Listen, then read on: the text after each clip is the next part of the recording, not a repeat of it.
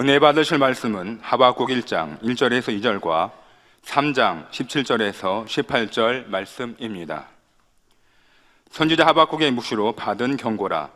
여호와여, 내가 부르짖어도 주께서 듣지 아니하시니 어느 때까지리이까? 내가 강포를 인하여 외쳐도 주께서 구원치 아니하시나이다.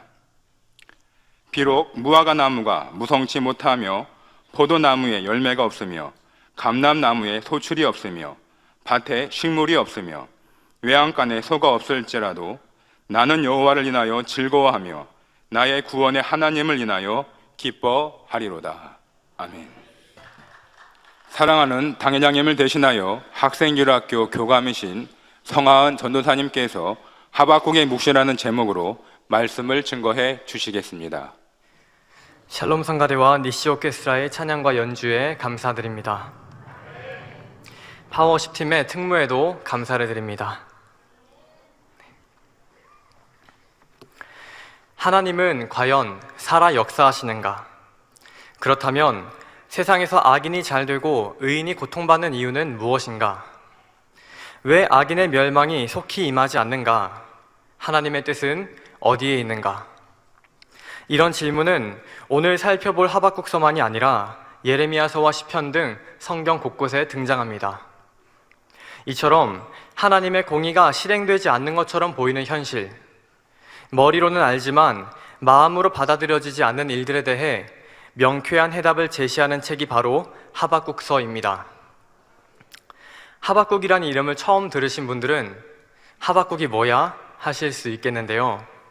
하박국은 요시야 말기부터 여호야김 초기에 활동하던 선지자입니다. 간단하게 남유다가 멸망하기 직전에 활동한 선지자로만 아시면 되겠습니다. 하박국서가 기록된 배경을 간단하게 살펴보겠는데요. 먼저 당시는 상아시아의 주인이었던 아수르가 멸망하고 신흥 강대국인 바벨론이 주변 나라들을 정복해 나가는 상황이었습니다. 동시에 남유다 내부에서는 요시아가 애구방 느고와의 싸움에서 전사해 후계자 여호아스가 왕이 됐지만 그마저 애구방에 의해 폐위되어 여호야김이 왕으로 옹립되면서 국군이 급속도로 쇠퇴해가고 있었습니다. 게다가 하박국이 활동한 시기에 남유다에서는 율법이 무너지며 사회에 불의가 만연해지고 있었죠. 강포와 죄악, 폐역, 겁탈, 변론과 분쟁, 율법의 해이, 이것들이 하박국 선지자가 살던 시대를 대표하는 단어들이었습니다. 그래서 하박국은 애타는 심령으로 하나님께 질문을 하게 됩니다. 첫 번째 질문은 악인이 의인을 애워싸고 공의를 찾아볼 수 없게 된 이 남유다의 상황은 어찌 된 것입니까? 왜 악인들을 두고 보십니까? 였습니다. 그런데 이에 대한 하나님의 답은 하박국의 심경을 더 복잡하게 만듭니다. 자신들과는 비교할 수 없이 교만하고 잔인한 바벨론을 통해 남유다를 심판하겠다고 하셨기 때문입니다. 하박국은 도저히 납득할 수 없었습니다. 그래서 두 번째 질문을 하게 됩니다. 하박국 1장 13절입니다. 주께서는 눈이 정결하심으로 악을 참아보지 못하시며 패역을 참아보지 못하시거늘 어찌하여 괴울한 자들을 방관하시며 악인이 자기보다 의로운 사람을 삼키되 잠잠하시나이까? 온전하신 하나님께서 어떻게 악한 바벨론을 통해 택하신 백성인 남유다를 치시는지 여쭙는 것입니다. 그리고 하나님의 답을 기다립니다. 하박국 2장 1절, 내가 내 파수하는 곳에 서며 성루에 서리라. 그가 내게 무엇이라 말씀하실는지 기다리고 바라보며 나의 질문에 대하여 어떻게 대답하실는지 보리라. 그리하였더니, 하나님께서는 하박국의 두 번째 질문에 답을 주시는데요. 오늘은 이 두 번째 질문에 대한 답을 세 가지로 살펴보고자 합니다. 성도 여러분, 혹시 연단 중에 하박국처럼 하나님의 뜻과 섭리를 머리로는 알지만 마음으로 받아들여지지 않을 때가 있으십니까? 답답할 때가 있으십니까? 그렇다면 오늘의 말씀이 하나님의 선하신 뜻을 찾게 되는 답이 되었으면 좋겠습니다. 하박국에게 주신 첫 번째 답은 정한 때가 있다는 것입니다. 하박국 2장 2절, 여호와께서 내게 대답하여 가라사대 너는 이 묵시를 기록하여 판에 명백히 새기되 달려가면서도 읽을 수 있게 하라. 3절 이 묵시는 정한 때가 있나니 그 종말이 속히 이르겠고 결코 거짓되지 아니하리라. 비록 더딜지라도 기다리라. 지체되지 않고 정령 응하리라. 성경을 보면 때라는 말이나 정하신 때를 암시하는 말들이 곳곳에 나옵니다. 예를 들어 하나님께서 아브라함에게 가나안 땅을 약속하실 때 아모리 족속의 죄악이 관영하기까지 약 400년이라는 시간을 허락하셨습니다. 또 남유다가 바벨론에 의해 멸망한 후 다시 예루살렘으로 귀환할 때까지의 기간도 70년으로 정해놓으셨죠. 그리고 예수님의 탄생 또한 하나님의 섭리 가운데 정확한 때에 역사하셨습니다. 갈라디아서 4장 4절에 말씀하기를 때가 참에 하나님이 그 아들을 보내사 여자에게서 나게 하셨다 했죠. 이처럼 예지 예정하신 하나님께서는 이미 앞으로 될 일들을 다 하시고 그에 맞게 모든 것을 정해 놓으셨습니다. 이렇게 정한 때가 있다고 말씀하시면서 이어지는 3절 후반절에 비록 더딜지라도 기다리라. 지체되지 않고 정령 응하리라고 하셨습니다. 그런데 더디다는 말과 지체치 않는다는 말은 서로 다른 의미이죠. 여기서 우리는 하나님의 관점과 사람의 관점에 차이가 있다는 사실을 깨달아야 합니다. 먼저 비록 더딜지라도 하신 것은 사람의 관점에서 보았을 때의 말입니다. 사람은 하나님의 약속이 당장 눈앞에 보이지 않으면 의심부터 듭니다. 이 연단은 언제 끝날까? 정말 이루어지기는 할까? 하며 막연하게 느낍니다. 이것이 한 치 앞도 보지 못하는 사람의 관점이죠. 그런데 이어서 이와 대비되는 의미로 지체되지 않고 정령 응하리라 하신 것은 하나님의 관점에서 말씀하신 것입니다. 사람 편에서 볼 때는 더딘 것처럼 보이기에 더디다고 하셨지만 실제로 모든 것을 주관하고 역사하신 하나님 편에서는 가장 정확한 때 조금도 지체하지 않고 이루신다는 뜻입니다. 사람 눈에 더딘 것처럼 보이는 그 시간조차도 이미 하나님의 계획 안에 있었다는 말이죠. 성도 여러분, 혹시 응답의 때가 참 더디다는 생각이 들으십니까? 염려되는 마음이 있으십니까? 하지만 경작의 시작부터 끝까지 다 아셔서 정하시고 그대로 성취하는 하나님을 믿는 사람은 염려하지 않습니다. 정하신 그때가 언제 이를지 몰라도 상관이 없습니다. 왜냐하면 내가 행할 바를 주관받아 행하다 보면 하나님께서 어련히 가장 좋은 때에 응답해 주실 것을 믿기 때문입니다. 그러니 하나님을 믿는 사람들은 하나님이 정하신 때를 잠잠히 기다리는 것을 봅니다. 하지만 생각해보면 하박국의 입장에서는 답답할 만합니다. 당시엔 누구도 바벨론이 망할 것이라고는 상상하지 못했기 때문이죠. 도시국가였던 바벨론은 약 520년이나 상아시아의 주인이었던 아수르를 정복하고 전통적인 강국이었던 애굽마저 누르며 제국의 면모를 갖추어가고 있었습니다. 선지자 이사야가 바벨론을 새벽 하늘에서 가장 빛나는 계명성에 비유할 정도였으니 그 힘과 부가 어떠했으리라는 것을 상상해 볼 수 있습니다. 그러니 하박국이 바벨론을 보며 심히 낙담될 수밖에 없지 않았겠습니까? 그런데요, 정말 놀라운 것은 바벨론이 두각을 나타내기도 전인 이사야 때 이미 바벨론의 멸망이 예언되었다는 점입니다. 어느 나라에 의해서 멸망당할지, 심지어 태어나지도 않은 그 나라의 왕의 이름까지도 기록해 놓았죠. 이처럼 하나님께는 이미 정하신 뜻이 있으셨고 그것이 성취될 때가 있었던 것입니다. 그러면 하박국이 그걸 몰라서 이렇게 질문했던 것일까요? 하박국도 알았습니다. 하지만 하나님의 섭리를 머리로만 알 뿐 마음에서 깨닫지 못했죠. 그래서 하나님은 그저 그들의 악을 관망하고 계신다고 생각합니다. 그러면 과연 하박국의 말대로 정한 때가 되기까지 하나님께서는 악을 그저 보고만 계셨을까요? 그렇지 않습니다. 하나님께서는 그 순간에도 인간 경작의 섭리를 이루어가고 계셨습니다. 먼저 심판의 도구인 바벨론에도 하나님이 참신임을 깨닫고 경외할 수 있는 기회를 주십니다. 만일 하나님께서 하박국의 말처럼 악인들을 즉각 심판하신다면 이 세상에 살아남을 자가 누가 있겠습니까? 자비하고 은혜로우신 하나님께서는 비록 악인일지라도 회개하고 돌이키기를 원하십니다. 끝까지 돌이킬 수 있는 기회를 주시죠. 그러니 남유다를 멸망시켰던 바벨론의 왕 느부갓네살은 다니엘을 만나 하나님을 경외하는 자가 되지 않았습니까? 그리고 우상숭배와 죄악으로 물들었던 남유다 역시 다시금 제사장 나라의 면모를 회복할 수 있는 기회를 얻었습니다.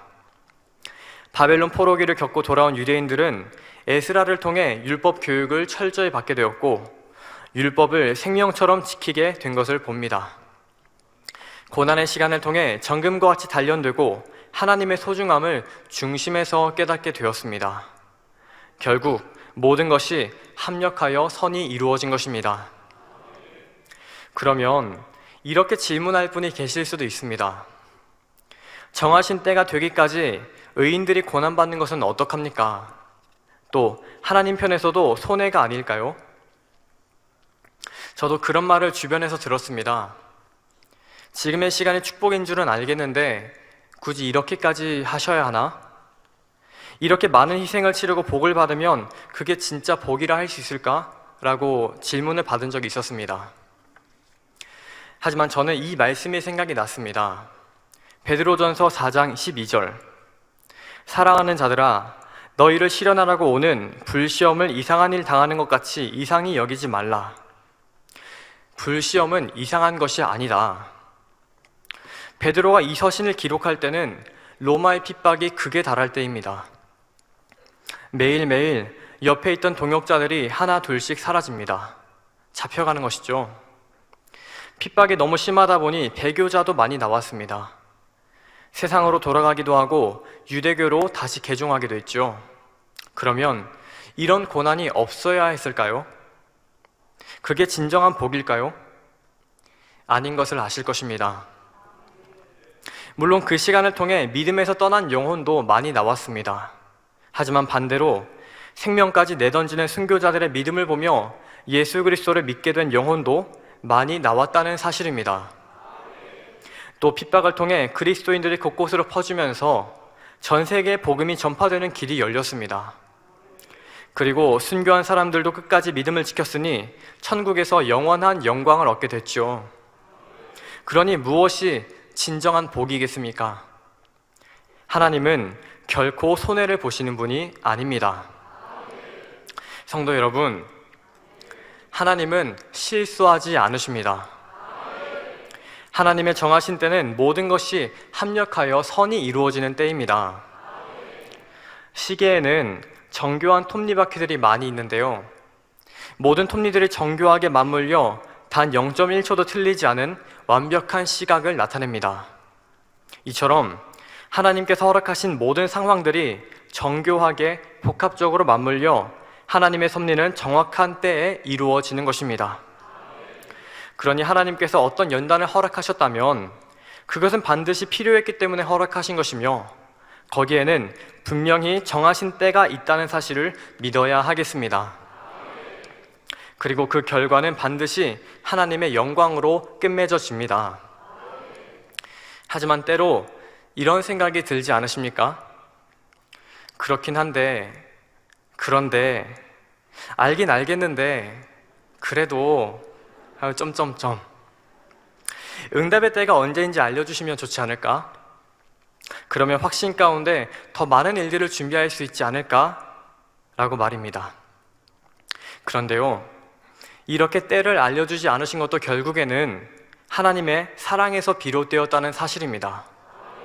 그래야 진정한 경작이 되기 때문입니다.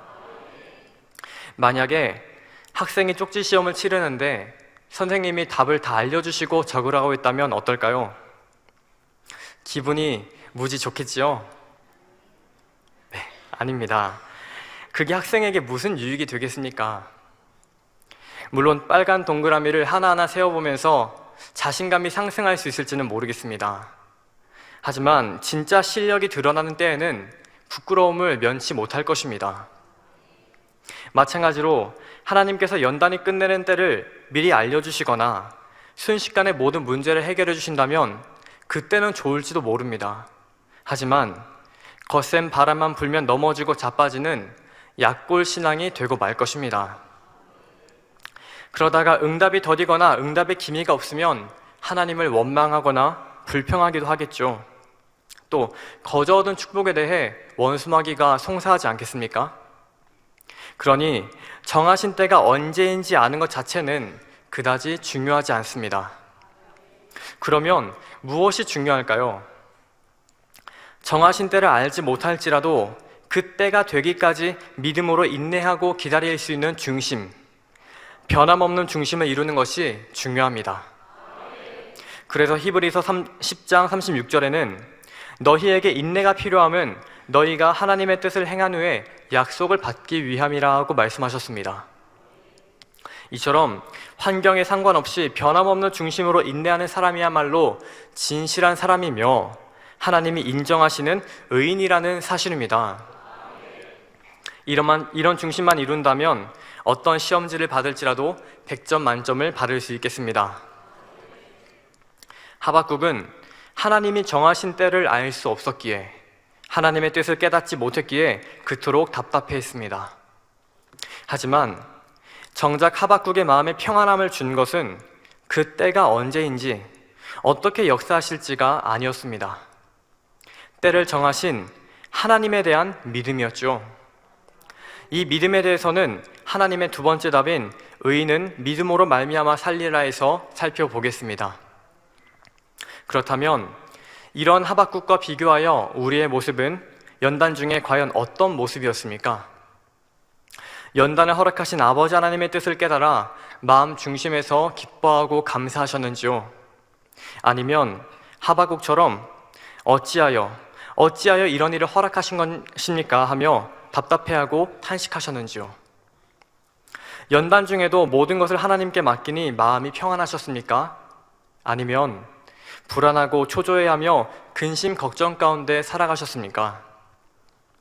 또한 연단 중에라도 주어진 사명에 최선을 다하셨습니까? 아니면 연단받는 것이 힘들다 하여 자신에게 주어진 사명도 놓은 채 주저앉아 있었습니까? 혹여 예전에는 연단 중에 감사하지 못하고 힘들어하며 사명도 소홀히 했던 모습이 있다 할지라도 이제는 더 이상 그런 모습이 있어서는 안 될 것입니다. 로마서 12장 12절에 보면 소망 중에 즐거워하며 환난 중에 참으며 기도에 항상 힘쓰라 말씀하십니다. 소망 중에 즐거워하는 것은 당연한 것이지만 환난 중에 참으라는 것이 단순히 힘든 시간을 눌러 참으라는 것이 아니죠.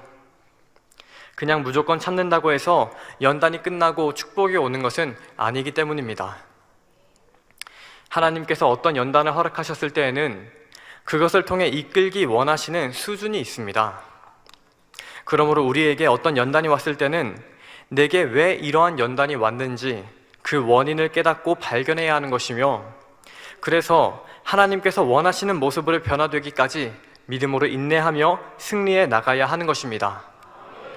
그러려면 항상 기도에 힘써야겠죠.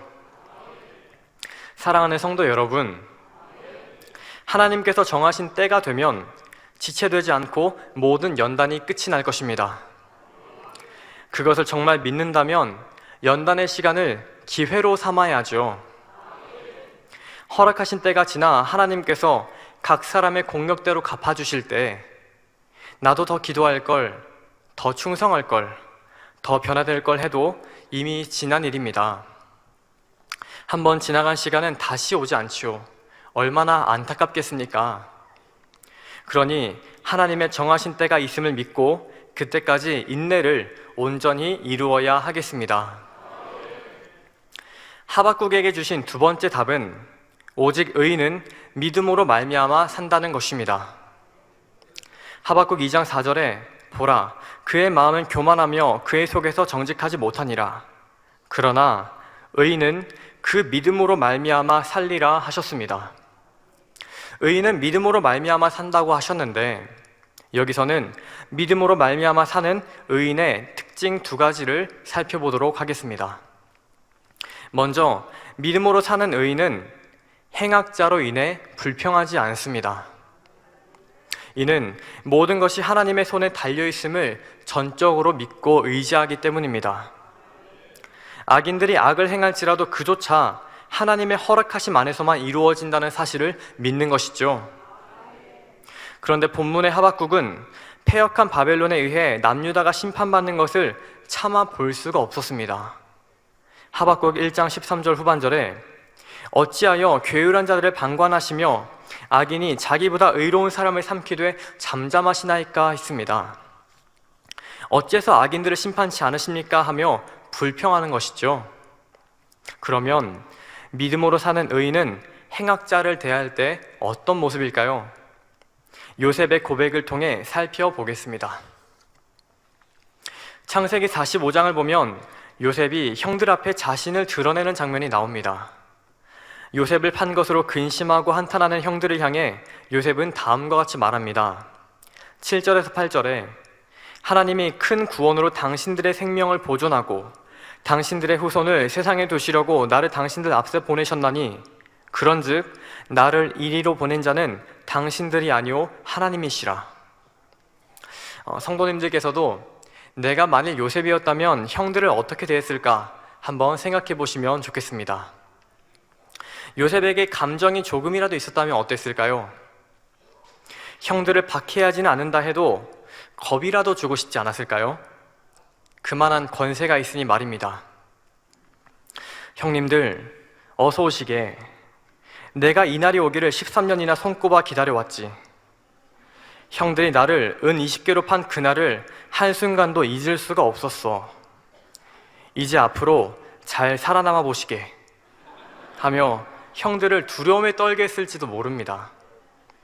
감정이라는 속성 안에는 그들이 내게 행했던 악에 대해 대가를 받기 원하는 마음이 있기 때문이죠. 그런데 아까 말씀드린 요셉의 고백 중 마지막 부분이 좀 이상하지 않습니까? 다시 보겠습니다. 그런즉 나를 이리로 보낸 자는 당신들이 아니오 하나님이시라. 분명히 형들이 자신을 팔았는데 요셉은 당신들이 나를 이리로 보낸 게 아니라고 합니다. 이것이 하나님을 믿는 의인의 시각입니다. 형들이 팔았기 때문에 어쩔 수 없이 여기 온 게 아니다. 하나님의 섭리가 있어 하나님이 나를 보내신 것이니 형들은 그로 인해 근심할 필요가 없다 말하는 것입니다. 범사의 하나님을 인정하고 의뢰했던 요셉의 신앙이 잘 드러나는 대목입니다. 요셉은 형들이 자신을 팔지 않았다면 어차피 다른 방법을 통해서라도 애굽으로 가는 것이 하나님의 뜻임을 알았습니다. 그러니 형들은 단지 스스로의 악으로 인해 자신을 애굽으로 보내는 도구로 쓰임받은 것일 뿐입니다. 다시 말해 요셉의 입장에서는 자신은 어차피 애굽으로 가야 하지만 형들은 그로 인해 죄를 쌓게 된 것이니 안타깝게 느낄 수밖에 없었죠. 더구나 요셉은 그동안의 연단을 받으며 하나님의 마음을 닮아갔습니다. 그러면서 시각이 달라졌죠. 내게 해를 끼친 사람에게 감정을 품고 용서하지 못하는 3차원적인 육적인 시각이 아닌 모든 사람이 회개하여 구원에 이르고 진리를 아는 데 이르기 원하시는 하나님께 속한 4차원의 영의 시각으로 바라보게 된 것입니다. 그러니 요셉은 자신에게 악을 행한 형들로 인해 불평하거나 원망하지 않을 뿐더러 그럴 필요조차 없었던 것입니다. 사랑하는 성도 여러분, 혹여 내게 해를 끼친 사람으로 인해 불평하지는 않으셨습니까? 이해되지 않는 상대로 인해서 답답해하지는 않으셨습니까? 누군가에게 억울했던 일이 자꾸 떠오르고 속이 답답하여 주변 사람들에게 전하고 심지어 그 일을 두고두고 기억하며 감정을 쌓아가지는 않으셨습니까? 마태복음 10장 29절에는 참새가 시장에서 팔리는 그런 정말 사소한 일조차 하나님이 허락하셔야 된다고 말씀하십니다. 하물며 하나님의 자녀인 우리의 삶에는 어떠하겠습니까? 모든 것이 하나님의 허락하심 안에서 있다는 사실입니다.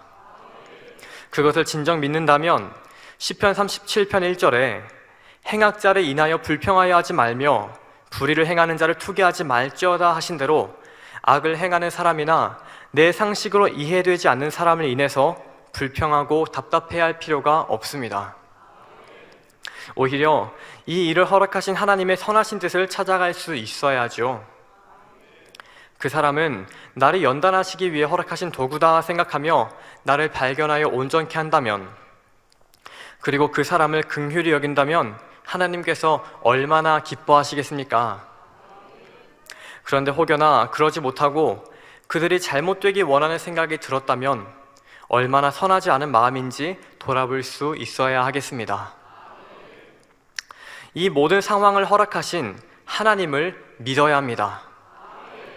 악인들이 활개를 치는 것처럼 보일지라도 그 또한 하나님께서 허락하신 한도 내에서 역사하는 것일 뿐입니다. 잠언 16장 4절에 여호와께서 온갖 것을 그 시음에 적당하게 지으셨나니 악인도 악한 날에 적당하게 하셨느니라 말씀하십니다. 그들의 날이 끝나지 않을 것처럼 보이지만 하나님의 정하신 때가 되면 지체되지 않고 끝날 것입니다. 그렇다면 행악자를 인하여 근심하고 답답해할 것이 아니라 오히려 악인일지라도 회개하여 구원에 이르기 원하시는 하나님의 마음으로 그들을 위해 기도하며 하나님의 정하신 때가 되기까지 인내하는 것이 하나님의 뜻이지 않겠습니까? 그것이 악에게 지지 않고 선으로 악을 이기는 방법일 것입니다.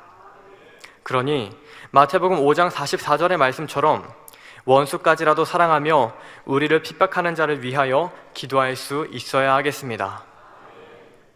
다음으로 믿음으로 사는 의인은 소망이 끊어진 것처럼 보이는 현실 앞에서도 요동하지 않습니다.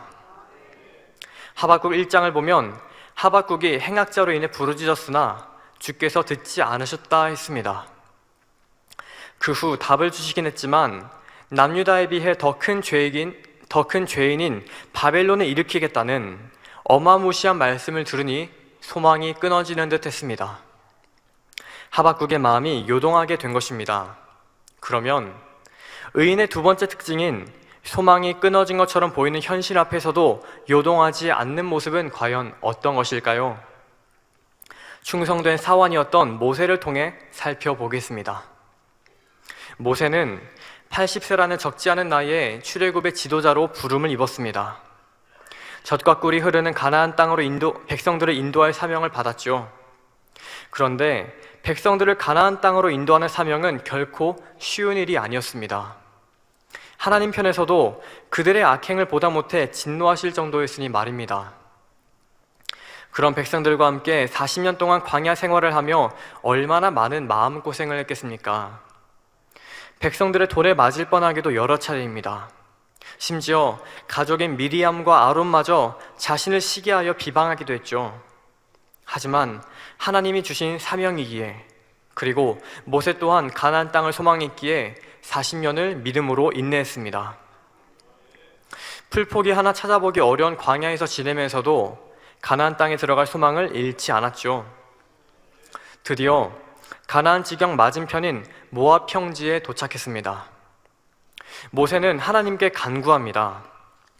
신명기 3장 24절부터 25절에 주 여호와여, 주께서 주의 크심과 주의 권능을 주의 종에게 나타내시기를 시작하셨사오니 천지간에 무슨 신이 능히 주의 행하신 일, 곧 주의 큰 능력으로 행하신 일같이 행할 수 있으리이까? 구하옵나니 나로 건너가게 하사 요단 저편에 있는 아름다운 땅, 아름다운 산과 레바논을 보게 하옵소서 했지요. 얼마나 간절했을까요? 모세의 마음이 느껴지십니까? 그런데 하나님께서는 단호하게 거절하십니다. 이에 대해 신명기 3장 26절부터 27절에 모세가 말합니다. 여호와께서 너희의 연고로 내게 진노하사 내 말을 듣지 아니하시고 내게 이르시기를 그만해도 족하니 이 일로 다시 내게 말하지 말라. 너는 비스가 산 꼭대기에 올라가서 눈을 들어 동서남북을 바라보고 내 눈으로 그 땅을 보라. 네가 이 요단을 건너지 못할 것임이니라. 40년간 가나안 땅을 소망한 모세에게는 너무도 충격적인 말씀이었습니다. 하지만 모세는 소망이 끊어진 이 상황에서도 하나님을 원망하는 기색이 전혀 없습니다. 더구나 백성들의 악으로 인해 소망이 좌절되었음에도 백성들에 대한 원망 또한 조금도 보이지 않습니다. 오히려 생애 마지막까지 가나안 땅에 들어갈 백성들에게 율법 교육을 시키는 등 자신에게 주신 사명을 소홀히 하지 않았죠. 하나님의 마음으로 백성들을 이끌었던 것을 봅니다. 그러니 비록 가나안 땅에 들어가지는 못했지만 천국에서 얼마나 큰 영광 중에 거하게 되었겠습니까? 하나님께서 보시기에는 얼마나 사랑스러우셨을까요? 성도 여러분, 히브리서 10장 38절에 오직 나의 의인은 믿음으로 말미암아 살리라. 또한 뒤로 물러가면 내 마음이 저를 기뻐하지 아니하리라 했습니다. 만일 성도님들께서 모세의 입장이었다면 어떠시겠습니까? 내가 이러려고 지금까지 고생했나? 이제 이스라엘 백성들이 어찌되든 내 알바가 아니다. 이런 생각이 들었다면 믿음으로 사는 의인과는 너무나 거리가 멀다는 사실입니다. 진정 의인은 지금 가는 길이 내가 하나님을 믿고 선택한 것이기에 설령 시간이 지나 내 생각과는 맞지 않는 상황을 당면한다 해도 변개하지 않습니다. 모세가 자신은 가나안 땅에 들어가지 못할 것을 상상이나 했을까요? 그런데 들어갈 수 없다 하신 하나님의 말씀을 들었음에도 변함없이 주어진 길을 가는 것을 봅니다. 여기서 우리가 기억해야 할 것은 옳은 일을 행하다가 그치는 사람은 결코 진실한 사람이 아니라는 사실입니다. 성도 여러분, 우리는 어떻습니까? 이 길이 참이라 믿었기에 지금까지 왔던 것이 아닙니까? 내 안에 성령께서 기뻐하셨기 때문에 이 길을 갔던 것이 아닙니까? 얼마 전까지만 해도 내 마음에 성령께서 기뻐하셨는데 이제는 안 기뻐하십니까? 분명히 꿈을 주셨고 비전을 주셨는데 이제 와서 내가 잘못 보고 실수했구나, 없었던 일로 하자 하실 하나님이십니까? 그럴 수는 없습니다. 민수기 23장 19절에 하나님은 인생이 아니시니 시건치 않으시고 인자가 아니시니 후회가 없으시도다. 어찌 그 말씀하신 바를 행치 않으시며 하신 말씀을 실행치 않으시랴 분명히 말씀하셨습니다. 또한 시편 25편 3절 전반절에는 주를 바라는 자는 수치를 당치 아니한다 하셨습니다. 정녕 내가 빛 가운데 말씀대로 산다고 한다면 하나님과의 사이에 온전한 신뢰관계가 이루어질 것이고 하나님께서는 결코 수치를 당치 아니하도록 인도하십니다. 그 하나님을 믿는다면 마음이 요동할 필요가 조금도 없습니다. 하나님께서는 내가 섬기는 것이 진리인 줄을 알아서 한번 섬기기로 마음을 먹고 그렇게 행했다면 이제 너는 쓸모없다 라고 버림을 받을지라도 언제까지나 변함없이 섬길 수 있는 이런 진실한 사람을 찾고 계십니다. 육으로만 보면 모세의 처지야말로 40년 동안 고생만 실컷 하다가 120세에 버림받은 꼴이 아니겠습니까? 하지만 모세는 하나님을 믿었습니다. 애굽의 왕자로 있었던 40년, 미디안 땅에서 양을 치던 40년, 광야에서 연단을 받던 40년 동안 자신과 함께 하신 하나님을 믿었죠. 그리고 처음에 이 길이 참이라고 믿고 갔기에, 그리고 하나님을 사랑하여 갔기에 후에 하나님께서 자신에게 어떤 결과를 허락하셨을지라도 뒤를 돌아보거나 물러나지 않았습니다. 어떤 말씀을 하실지라도 온전히 순복할 중심이었던 것입니다. 그래서 이 땅에서의 마지막 순간까지 생명 다해 충성했던 것을 봅니다. 이것이 믿음이며 의인의 마음이라는 사실입니다.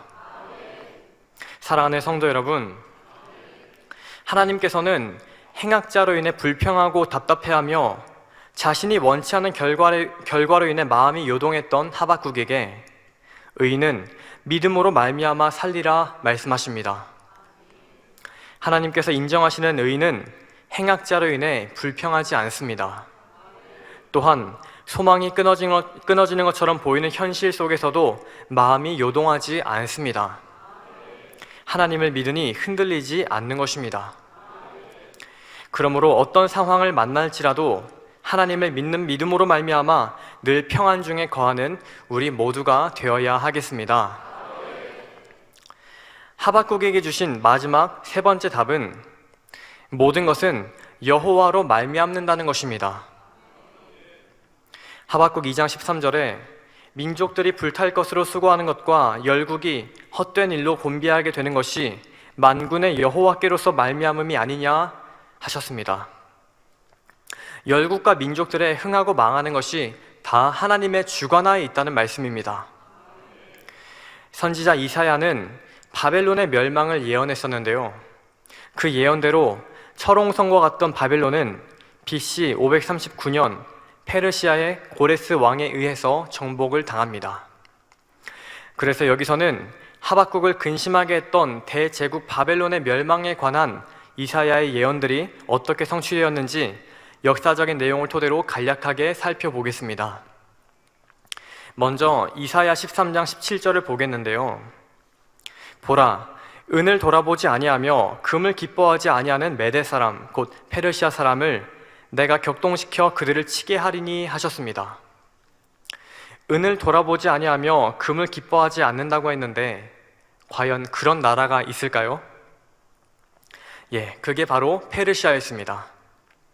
당시 페르시아는 바벨론을 정복하기에 앞서 리디아라는 국가를 점령했었는데요. 당시 리디아의 부는 근동 지역에서 손에 꼽힐 만큼 대단했다고 합니다. 이 리디아를 통해 어마어마한 부를 획득한 고레스는 엄청난 군자금을 확보하게 되고 제국의 길을 열 수 있게 되었죠. 그러니 금과 은을 돌아보지 않는다는 말씀이 참이다 볼 수 있겠습니다. 다음으로 이사야 45장 1절 후반절부터 2절을 보면 내가 고레스에게 이르기를 내가 내 앞서가서 험한 곳을 평탄케 하며 논문을 쳐서 부수며 쇠빗장을 꺾겠다 하셨습니다. 고레스보다 앞서가서 험한 곳을 평탄케 하겠다고 하셨는데요. 사실 페르시아가 점령할 바벨론은 쉽게 정복할 수 있는 그런 성이 아닙니다. 역사가 헤로도토스에 의하면 바벨론 성은 광대한 평야 한가운데 있는 대도시로 사각형을 이루고 있었으며 각 변의 길이가 22.4km에 이르렀다고 합니다. 그리고 바벨론 성 둘레에는 100개의 성문이 있었는데 모두 청동으로 되어 있었다고 하죠. 성벽은 얼마나 두꺼운지 성벽 위에 건물을 두 채씩 마주보게 지었는데 그 건물 사이로 사도 전차를 타고 지나갈 수 있을 만큼의 빈 공간이 있었다고 합니다. 또 페르시아가 바벨론을 점령하고 나서 세금을 거뒀을 때의 기록에 의하면 바벨론의 국력은 전 아시아의 3분의 1에 해당했다고 합니다. 그만큼 바벨론이 막강한 나라였다는 것을 의미하죠. 그러면 여호와 하나님께서 어떻게 고레스를 앞서가서 험한 곳을 평탄케 하며 논문을 쳐서 부수며 쇠빗장을 꺾으셨을까요? 고레스에게 바벨론 제국은 너무나도 큰 산과 같았습니다. 그러던 어느 날 고레스에게 뜻밖의 행운이 찾아옵니다. 바벨론 왕궁에서 종교 문제로 심각하게 내분이 일어난 것입니다. 바벨론 제국이 문을 연 느부갓네살과 바벨론의 백성들은 마르둑이라는 신을 섬기고 있었습니다. 그런데 느부갓네살 이후 나보니두스가 왕권을 차지하면서 문제가 발생합니다. 나보니두스는 마르둑이 아닌 달의 신을 섬겼기 때문이죠. 이로 인해 마르둑을 섬기는 느부갓네살의 집안과 바벨론 사람들은 나보니두스와 그의 아들 벨사살보다 오히려 페르시아의 고레스 쪽으로 마음을 돌려버리게 됩니다. 이런 기회를 놓칠 수 없었던 고레스는 즉각 바벨론으로 진격합니다. 그러자 놀라운 일이 발생합니다. 바벨론의 백성들이 성문을 활짝 열어놓고 고레스를 해방자로 맞이해버린 것입니다. 페르시아의 군대가 성 안으로 반 이상 들어갔을 때에도 궁전에서는 잔치를 벌이느라 페르시아 군대가 쳐들어온지도 몰랐습니다. 다니엘서 5장 1절에는 이 장면에 대해 다음과 같이 기록했습니다. 벨사살 왕이 그 귀인 1,000명을 위하여 큰 잔치를 배설하고 그 1,000명 앞에서 술을 마시니라. 결국 바벨론은 너무나 허무하게 함락되고 말았습니다. 여호와 하나님께서 고레스보다 앞서 험한 곳을 평탄케 하시며 논문을 쳐서 부수며 쇠빗장을 꺾으신 것입니다. 이렇게 하나님께서 역사하시니 얼마나 쉽게 이루어지는 것입니까? 고대 근동을 모두 소나기에 넣은 무서운 제국 바벨론은 놀랍게도 제국 중에서 가장 짧은 수명인 70년으로 끝나게 됩니다. 이사야의 예언들이 그대로 성취됐죠. 이처럼 인류의 역사 그리고 열국과 민족들의 흥하고 망하는 것이 사람에 의해서 이루어지는 것처럼 보이지만 결국 다 하나님의 주관하에 있다는 사실입니다. 사랑하는 성도 여러분, 지금까지 이사야의 예언이 그대로 성취된 것을 보았습니다. 이처럼 만군의 여호와 하나님께서는 제국의 흥망성쇠는 물론 인류의 모든 역사까지라도 주관하시는 분이십니다. 하물며 인생들의 일이야 두말할 필요도 없겠죠. 그런데 놀라운 것은 세계를 경영하고 인류 역사를 주관하시는 그분이 우리의 아버지가 되신다는 사실입니다. 그리고 그분이 우리에게 말씀하십니다. 이사야 49장 15절, 여인이 어찌 그 젖먹는 자식을 잊겠으며 자기 태에서 난 아들을 긍휼히 여기지 않겠느냐. 그들은 혹시 잊을지라도 나는 너를 잊지 아니할 것이라. 얼마나 든든하십니까? 그러니 하나님께서 우리와 끝까지 함께 하신다는 이 사실을 진정 믿는다면 염려할 게 무엇이 있겠습니까? 베드로전서 5장 7절의 말씀대로 모든 염려를 다 주께 맡겨버리고 오직 기쁨과 감사의 제사를 드려야 할 것입니다. 하박국은 하나님의 공의 가운데 남유다가 바벨론에 의해 심판받는다는 사실을 알았습니다. 하지만 정작 눈앞의 현실을 보니 낙담될 수밖에 없었죠. 그런 하박국에게 주신 세 번째 답을 한마디로 표현하면 다 내 손안에 있다는 것이었습니다. 그러므로 우리는 하박국에게 주신 답을 통해 현실이 아닌 세계를 경영하시는 크신 하나님을 바라볼 수 있는 믿음의 눈을 가져야 하겠습니다. 성도 여러분, 이 바벨론의 멸망에서 얻어가야 할 교훈이 한 가지 더 있는데요. 이 교훈을 말씀드리고 결론을 짓도록 하겠습니다. 바벨론의 멸망을 통해 배워야 할 교훈은 모든 권세는 하나님께로부터 말미암은 것이니 권세를 얻은 자는 겸손해야 한다는 것입니다. 바벨론이 주변 나라들을 순식간에 정복하고 제국으로 우뚝 선 것은 다 하나님께로부터 말미암은 것입니다. 열국을 심판하시기 위해 그만한 권세를 바벨론에게 허락하셨죠. 하지만 느부갓네살 이후 바벨론의 왕들은 그 권세가 하나님께로부터 온 것임을 깨닫지 못했습니다. 그 결과 하박국 1장 11절에 그들은 그 힘으로 자기 신을 삼는 자라, 이에 바람과 같이 급히 몰아 지나치게 행하여 득죄하리라 말씀하신 대로 바벨론은 스스로 교만해져서 하나님께 받은 권한 이상으로 지나치게 행하여 죄를 범하게 되었죠. 이로 인해 그들 또한 페르시아를 통해 심판을 받은 것을 봅니다. 이제 연말이 되어서 교회에 여러 가지 사명들이 우리 각자에게 주어졌는데요. 그 사명에는 일을 할 수 있는 그만한 권세가 주어집니다. 그러면 사명을 받았을 때 어떤 자세가 되어야 할까요? 내게 맡겨주신 권세를 가지고 회원들이 더 충만하게 달려갈 수 있도록 더욱 낮아지고 섬기는 자세가 되어야 합니다. 그 권세는 내가 얻은 것이 아니오 하나님의 나라를 위해서 잠시 허락된 것이기 때문입니다. 로마서 12장 16절에는 서로 마음을 같이하여 높은 데 마음을 두지 말고 도리어 낮은 데 처하며 스스로 지혜 있는 채 말라 하셨습니다.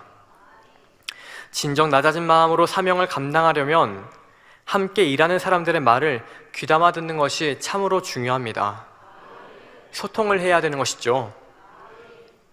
예를 들어 회원이 어떤 말을 했을 때 설령 내가 알고 있는 진리에 맞지 않을지라도 상대가 왜 그런 말을 했는지, 왜 그런 결정을 했는지를 존중해 줘야 합니다. 그리고 비진리가 아니라면 최대한 맞춰줄 수 있어야 하겠죠. 나에게 일을 결정할 수 있는 권한이 있다고 해서 내 생각대로만 일을 추진한다면 하나가 될 수 없기 때문입니다. 혹여 일의 결과가 조금 더디게 나올지라도 서로가 서로를 존중하는 마음으로 함께 일을 진행할 때라야 화평이 이루어질 수 있습니다. 그리고 서로 마음이 하나가 되니 하나님의 나라를 더 왕성하게 이루어 나갈 수 있겠죠. 반면에 상대의 사정을 알아보지도 않고 내 주장만 내세운다면 어떨까요? 그것이 아무리 옳은 것이었을지라도 상대의 마음에 상처로 남게 될 수도 있습니다. 그러면 처음에는 내가 보기에 옳은 대로 일의 결과가 나을 수도 있겠지만 시간이 지나면 지날수록 함께하는 사람들의 마음이 점점 멀어질 것이고 결국에는 일을 진행하는 자체가 어려워질 수도 있습니다. 주변에 돕는 사람들이 없어지는 것이죠. 그러니 사명을 받은 자는 겸손하게 하나님의 뜻을 쫓아 그 권세를 사용해야 합니다.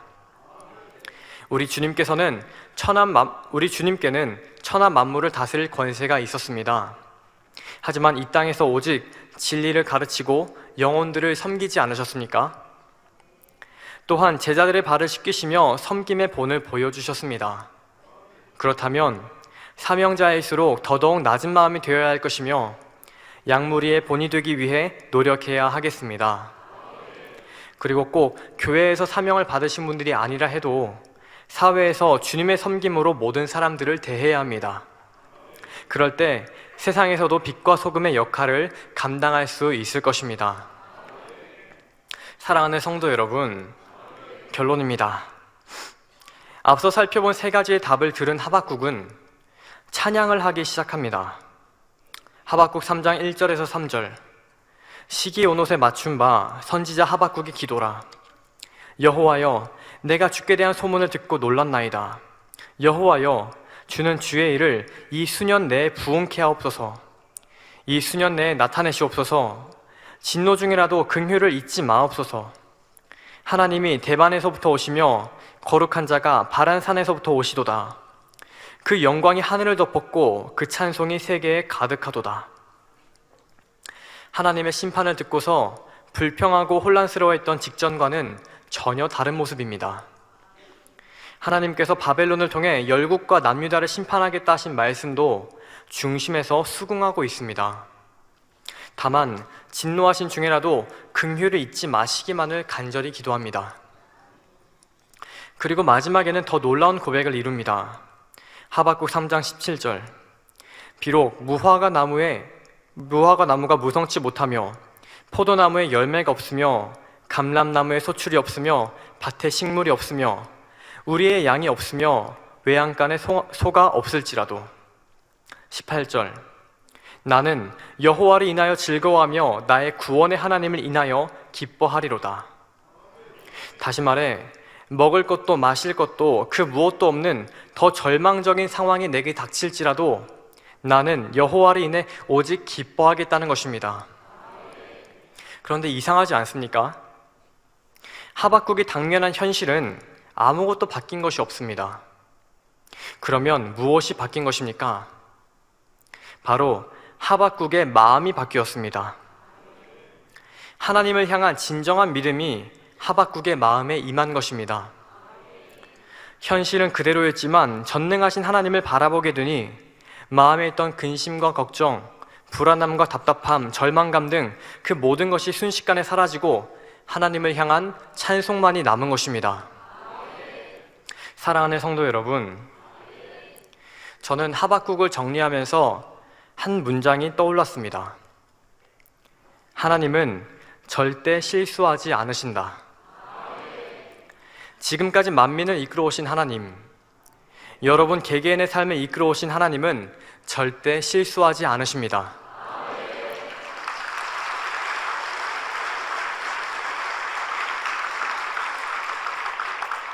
실수하지 않으시는 하나님을 믿으시기 바랍니다. 우리를 향해 선하신 뜻을 품으신 하나님을 믿으시기 바랍니다. 그러면 하박국과 같이 슬픔이 변하여 기쁨이 되고 탄식이 변하여 찬송이 되며 중심에 위로부터 오는 평안함이 임하게 될 것입니다. 그리고 정하신 때가 되면 지체치 않고 하나님의 선하신 뜻이 우리의 눈앞에 펼쳐질 것입니다. 하박국 2장 14절에 대저 물이 바다를 덮음같이 여호와의 영광을 인정하는 것이 세상에 가득하리라 하신 대로 애초에 이 모든 상황을 계획하시고 허락하신 것은 하나님의 영광을 위한 것이었기 때문입니다. 하나님께서는 우리에게 정한 때가 있다 하십니다. 오직 의인은 믿음으로 말미암아 살리라 하십니다. 그리고 모든 것은 여호와로 말미암는다 말씀하십니다. 그러므로 이런 전능하신 하나님의 믿음으로 늘 평안 중에 거하시고 하나님의 선하신 뜻을 바라봄으로 언제나 하나님께 영광과 찬송만을 돌리는 우리 모두가 되시기를 기원드립니다. 말씀을 참고하시면서 기도하시겠습니다. 할렐루야. 사랑의 아버지, 은혜와 사랑에 감사를 드립니다. 오늘은 하박국의 묵시를 통해 은혜를 나누었습니다. 하박국은 하나님의 뜻과 섭리를 머리로만 알지만 마음으로 깨닫지 못했기에 답답하여 했던 것을 봅니다. 그러나 우리 성도님들은 오직 모든 것을 계획하고 이루시는 크신 하나님의 믿음으로 말미암아 늘 평안 중에 거하며 영광 돌릴 수 있도록 도와주시옵소서. 감사드립니다. 우리 주 예수 그리스도의 이름으로 기도하옵나이다. 아멘. 영상을 통하여 당회장님의 환자를 위한 기도를 받으실 때 아픈 곳이나 연약한 곳 위에 손을 얹고 기도 받으시고 아프지 않은 분들은 가슴에 손을 얹고 마음의 소원을 위해 믿음으로 기도 받으시기 바랍니다. 할렐루야. 전능하신 사랑의 아버지 하나님, 이 시간 기도 받는 모든 성도님들 위해 안수하여 주옵소서. GCN과 인터넷과 화상을 통해 기도 받는 지교회와 지성전 그리고 전세계 하나님의 자녀들 위에도 시공간을 초월하여 역사하여 주시기를 원합니다. 믿어지는 믿음을 주시고 부정적인 생각과 의심의 세력을 물리쳐 주옵시며 모든 시험 환난도 물리쳐 주옵소서. 머리부터 발끝까지 오장육부 뼈 마디마디 온몸의 신경 조직 세포 등 아픈 곳마다 성령의 불로 태우시고 근본의 빛으로 역사하여 주옵소서. 예수 그리스도의 이름으로 명하노니 원수마귀 사단 모든 질병 균 연약함아 물러가라. 빛이 여임하라. 모든 불치 난치병도 성령의 불로 태워 깨끗하게 역사하여 주옵소서.